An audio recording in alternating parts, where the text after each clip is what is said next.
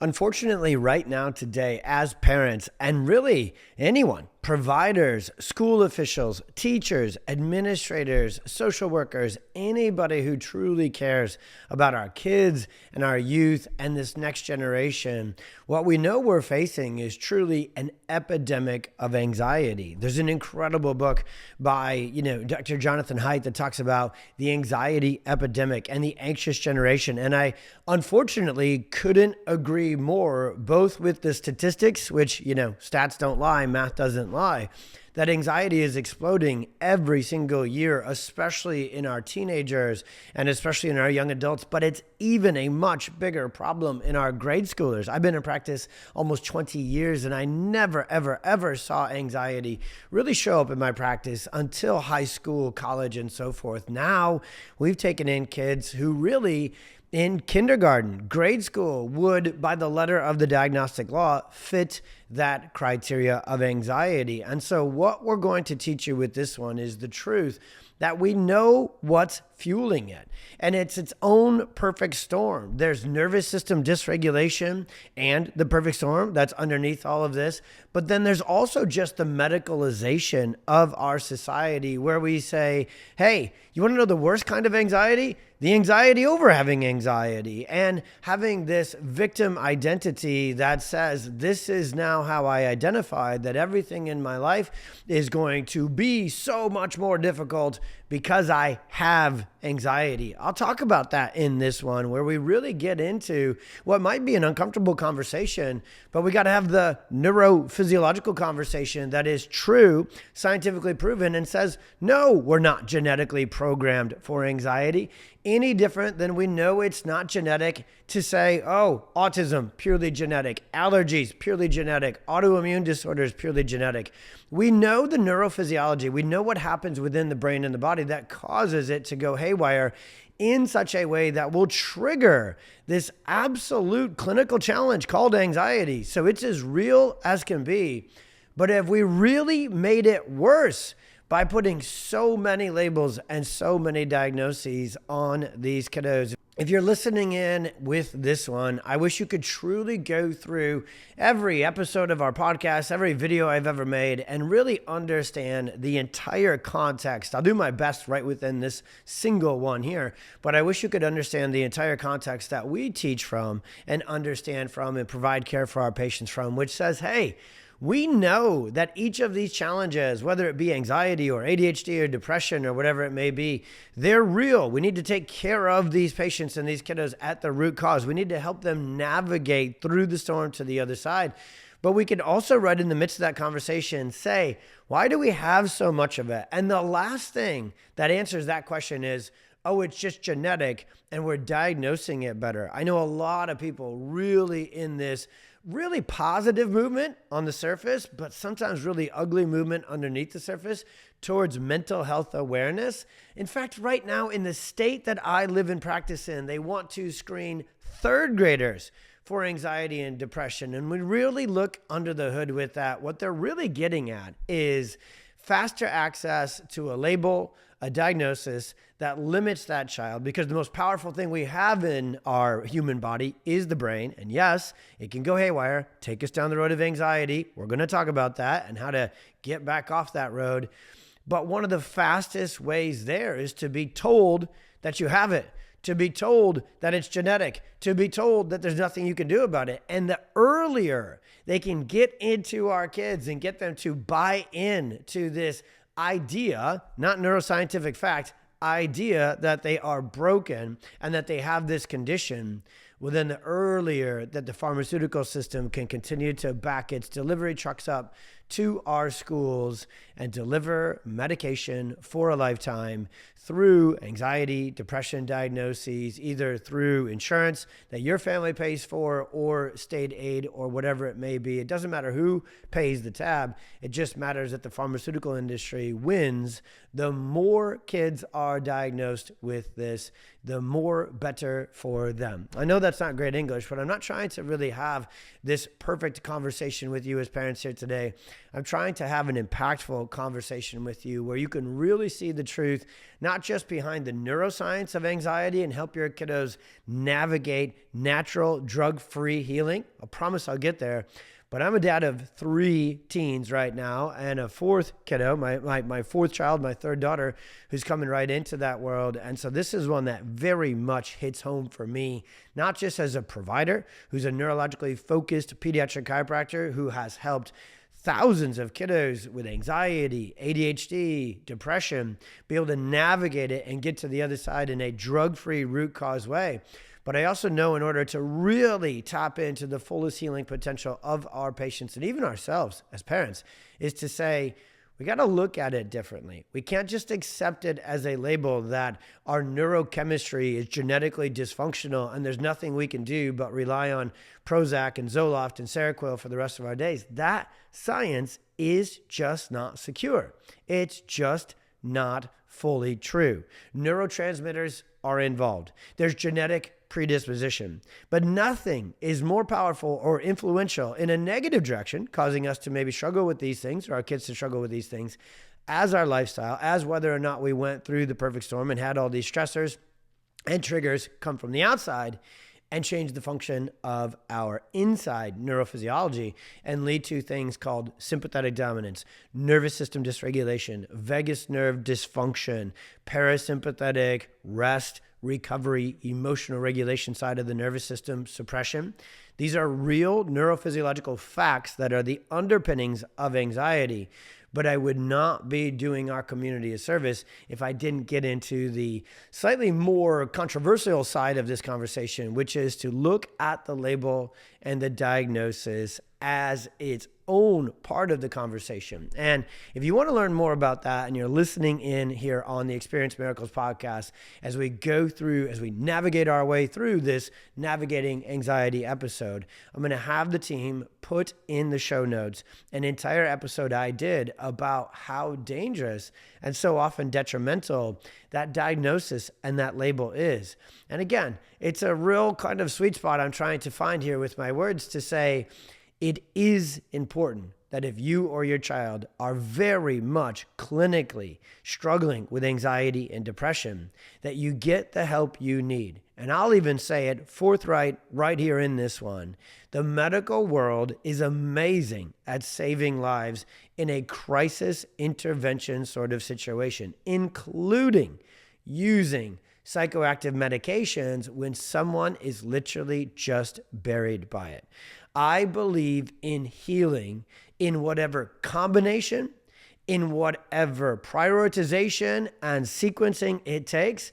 But what we really stand for and what we really teach the neurophysiology behind on all of our content like this is to say, hey, let's do exactly that. Let's go for full, complete neurophysiological drug-free healing, at least in the long-term, long game plan, because we know the root cause.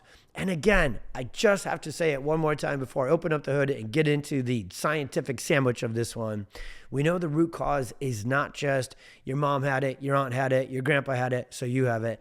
That's not been proven. We know the root cause is not just an imbalance of neurotransmitters, too little serotonin and those sort of things. We know that there's a reason that serotonins, dopamines, cortisols, adrenaline, norepinephrine, and so forth are off kilter. They transmit messages for the neuro system. So when the nervous system is dysregulated, which is a fancier term for out of balance, well, then the neurotransmitters are going to be out of balance because they're just doing what the nervous system tells them to do.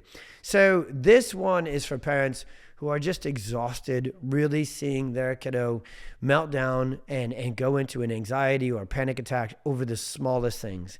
You're tired of seeing your child not be able to sleep, refuse to go to school, withdraw socially, struggle to make friends, keep friends, have an emotional outburst with you that on a Tuesday you never saw coming and it's over the smallest thing, but then Wednesday maybe is all good and you can't figure out the difference between Tuesday and Wednesday. But we will here with this one, really figuring out what's going on with their nervous system. And maybe you've tried everything in your natural parent toolkit to support them emotionally with their incredibly important mental health. Maybe you've even tried counseling, psychology, and maybe you've even ratcheted that up from the pediatrician to a psychiatrist or a neurologist and tried medication. But no matter what you try, you're still stuck in this storm of anxiety and aggression. You're not alone. You're not failing your child. Literally, it's been exploding since anxiety over the course of the last generation or two, where things we're about to discuss with high stress pregnancies, birth trauma, being chronically sick as kiddos, overuse of antibiotics and toxins, and this sympathetic fight or flight storm that shows up actually for most of our anxiety cases that I take in, even young adults and teenagers. I can go all the way back to their pregnancy, their labor delivery, and their early childhood case history, and we can really pin the tail on the donkey and say that's where the nervous system first started to go into this dysregulated state and later on surface and show up as anxiety. But now our kids are really up against not only those early childhood, the medicalization of pregnancy and labor and delivery and early childhood, but now smartphones, technology, social media. And then they were already millions more going into anxiety and depression. The rates were going through the roof all the way back to 2010, 2012, 2014.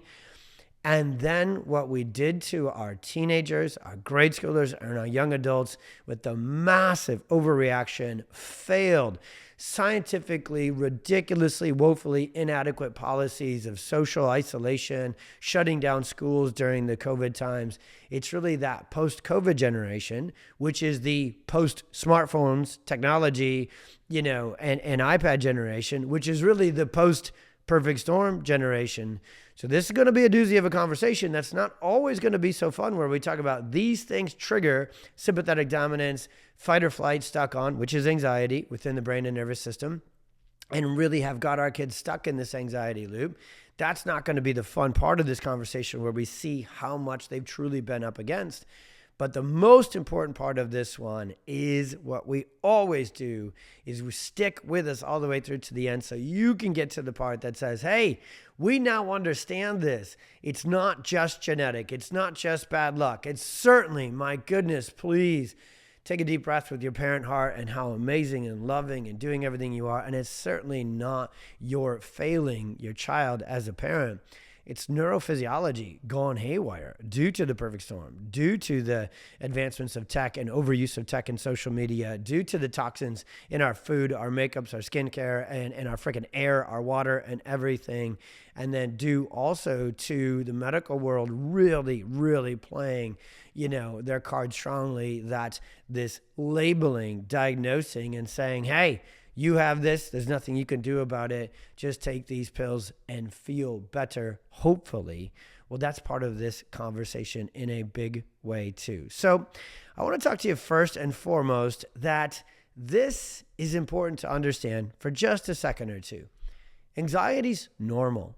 Now, I am someone, I'll just use myself for a very simple case study as we go through this.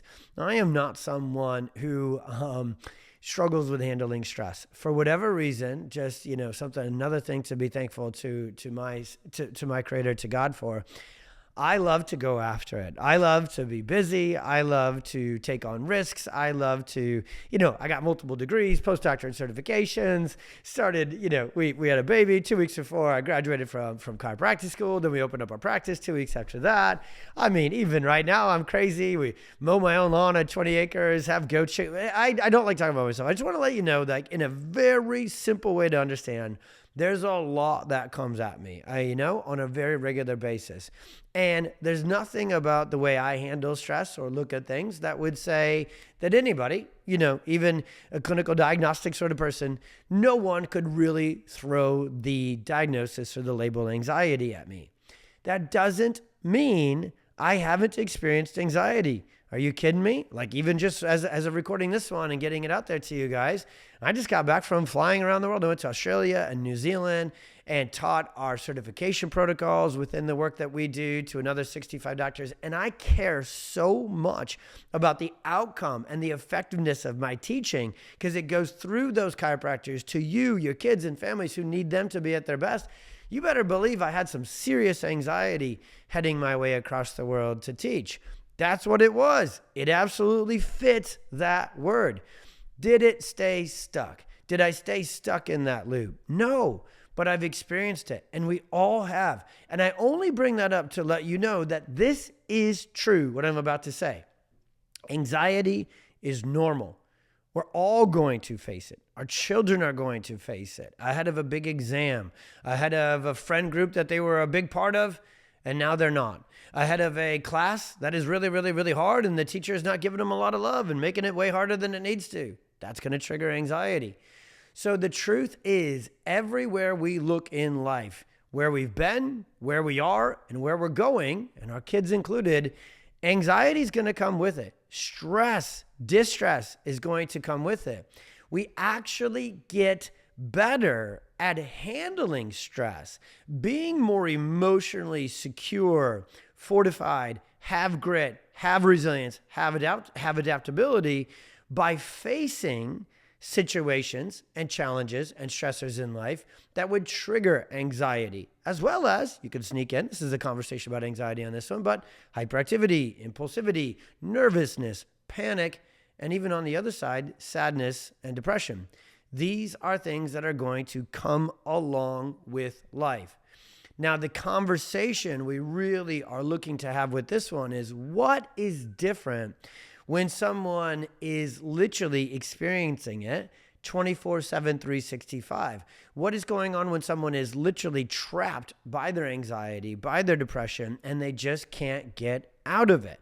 And now it's not only the things that we would kind of naturally understand, hey, a big talk, public speaking, whatever it may be, that would trigger anxiety, but now it's even the littlest stuff. It's the simplest stuff.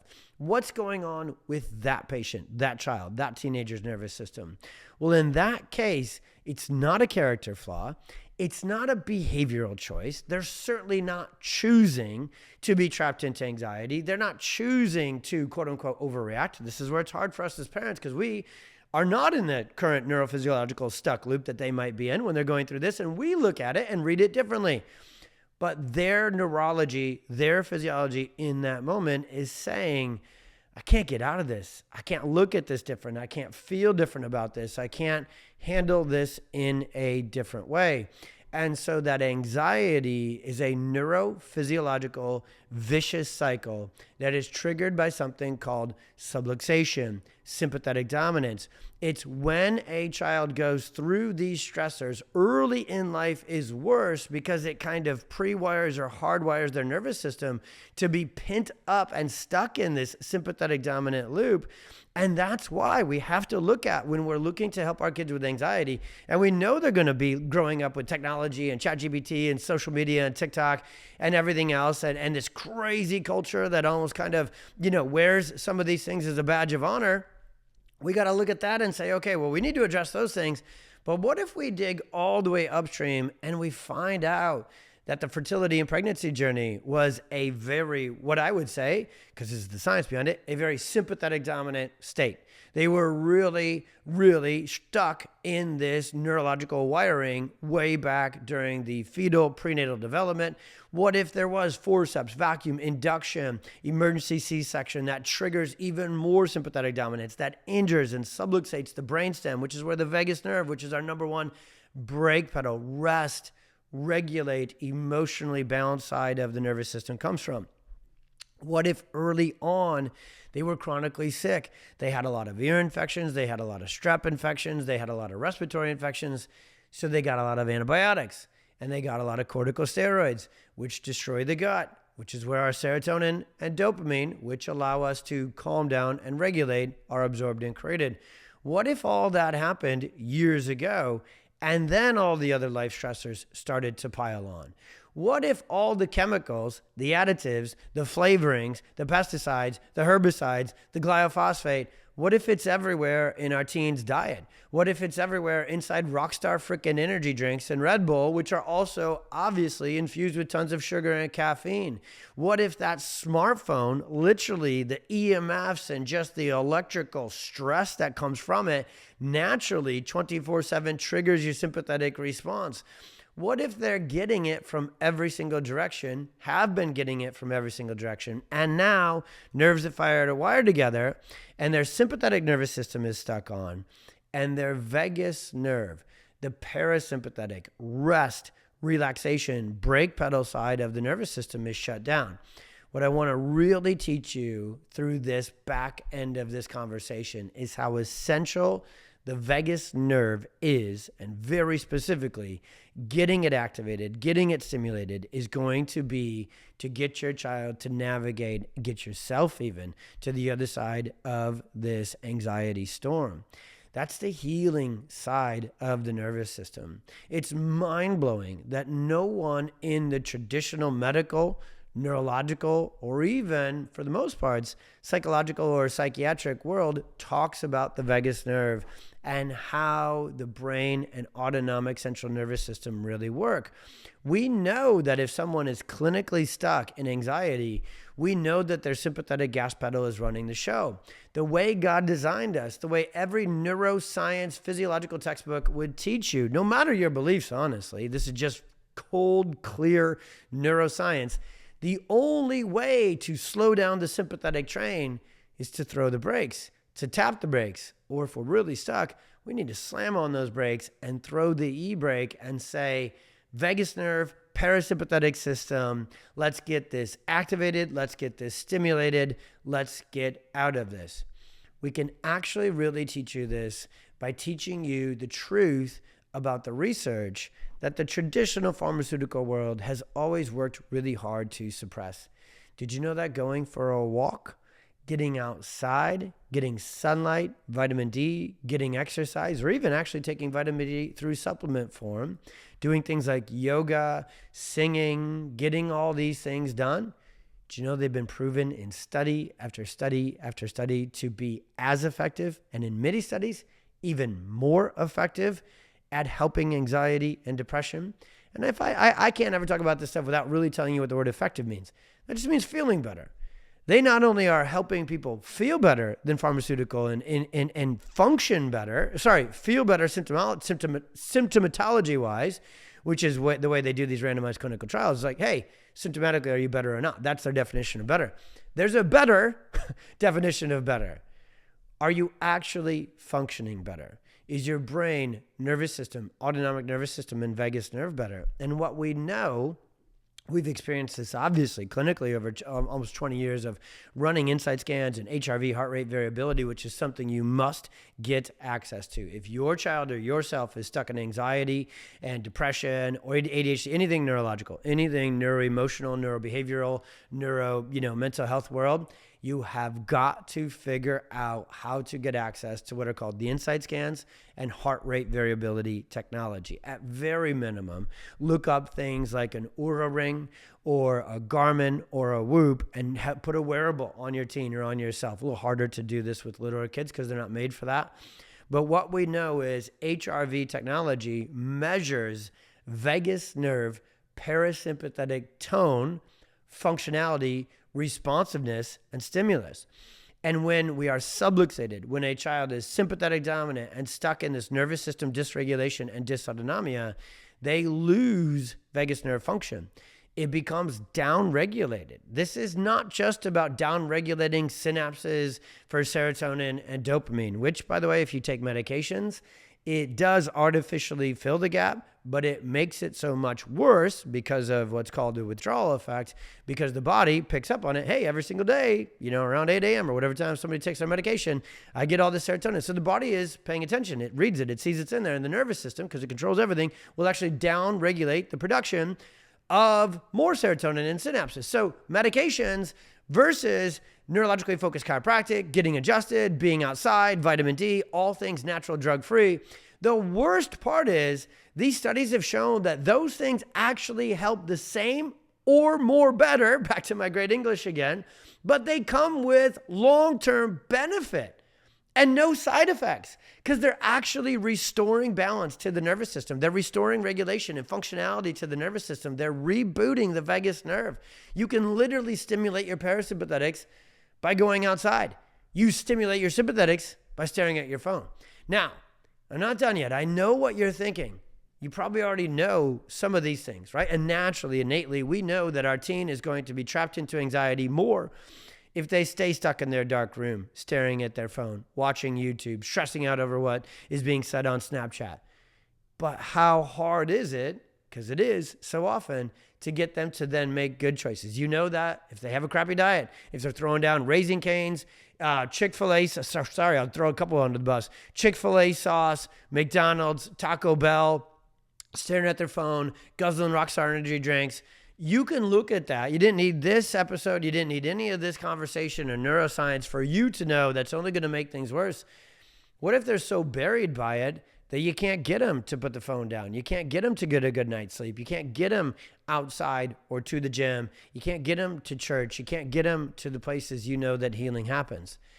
I want to take you to what I absolutely can tell you unabashedly with full clarity and so much clinical experience. Take them to a neurologically focused chiropractor.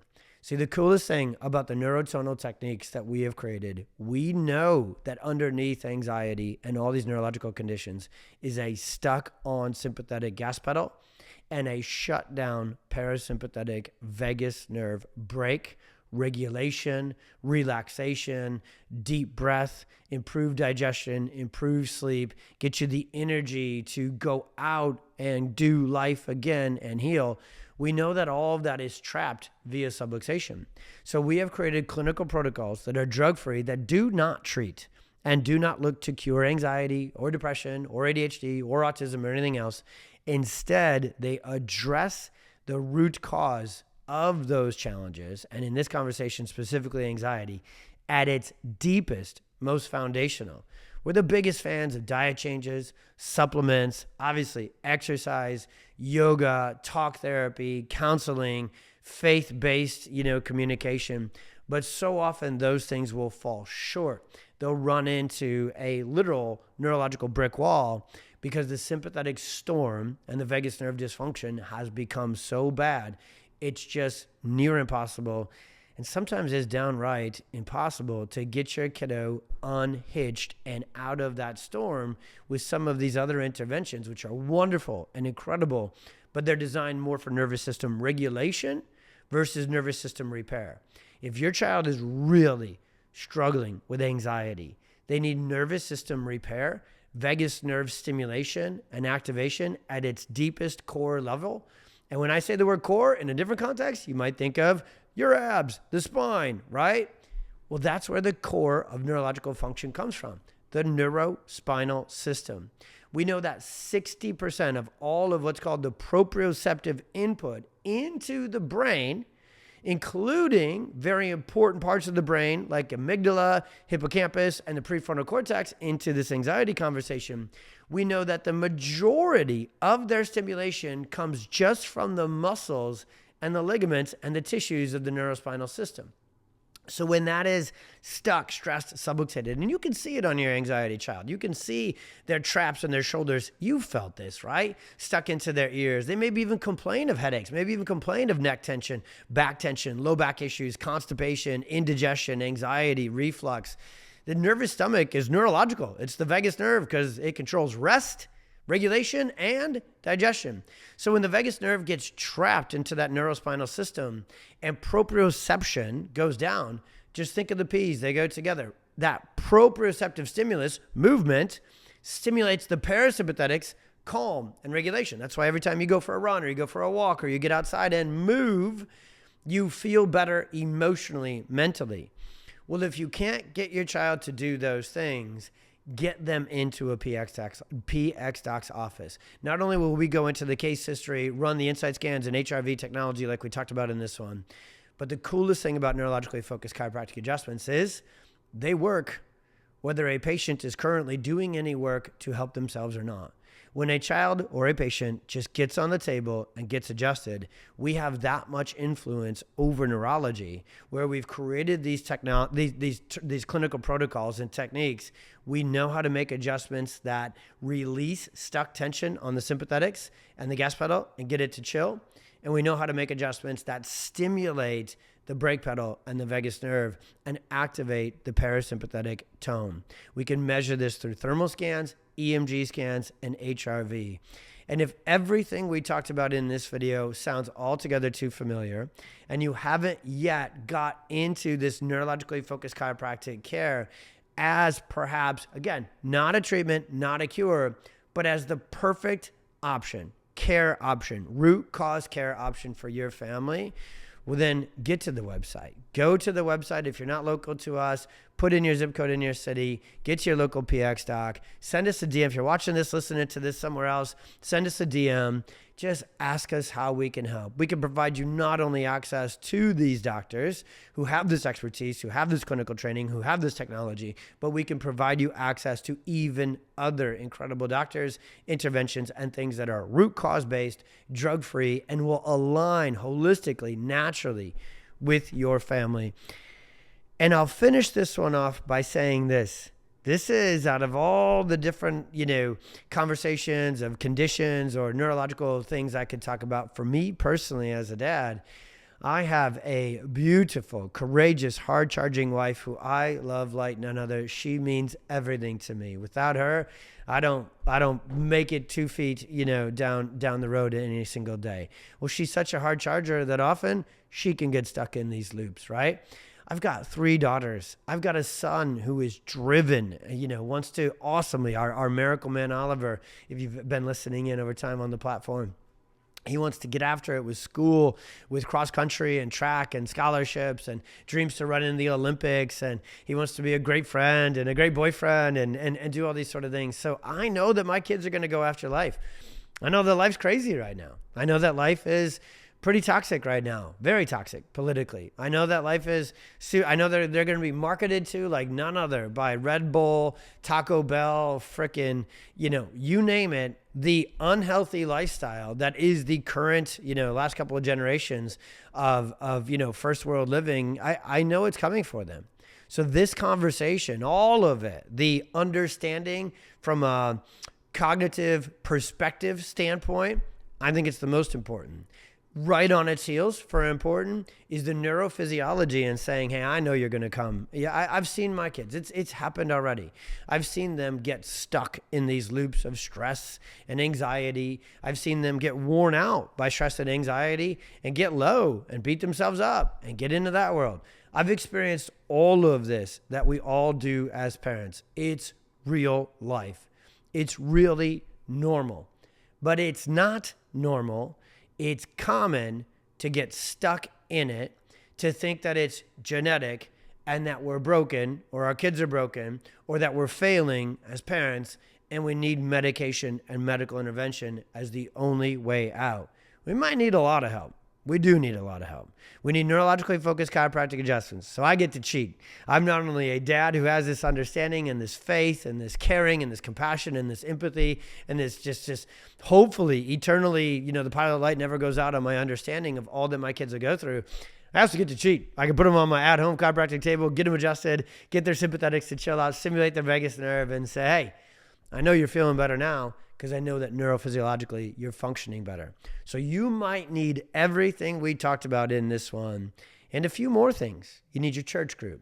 You need your friend group. You need your family to support. You need to get outside, get sunlight, get active. We need the right nutrition. We need the right diet. We need the biblio diet. We need the right supplements.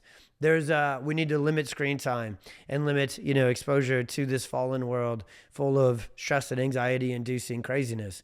There's a lot that needs to be addressed to really help get our kids to navigate anxiety and the current world we live in. And it's my prayer, and I really hope that I was effective and helpful and instrumental and impactful for you, your kids, and your family with this conversation we had here today to do that. And if there's any other questions, any other things we can do to help you, obviously the most important step is let's get you adjusted. Let's get your kids and your family adjusted and attack this thing root cause right at it. And then we'll add the other supports as well. But if there's anything else you need, questions you have around this navigating anxiety conversation, send them our way. We are here to serve every single day. We do it with real life story and experiences. We do it with deep dives into the neuroscience. And then we do it with direct access, as best access as we can, to the doctors, to the interventions, to the drug-free root cause care protocols and options that you have to really create transformative healing for your child. I've seen some of the most miraculous cases of teenagers, young adults, even parents and full adults, and even little kids really heal naturally fully from their anxiety and truly, as God designed it to be, come out stronger, more gritty, more resilient, more adaptable, more joyful on the other side. That other side is more than possible for your kiddo. Reach out if you need our help getting them there.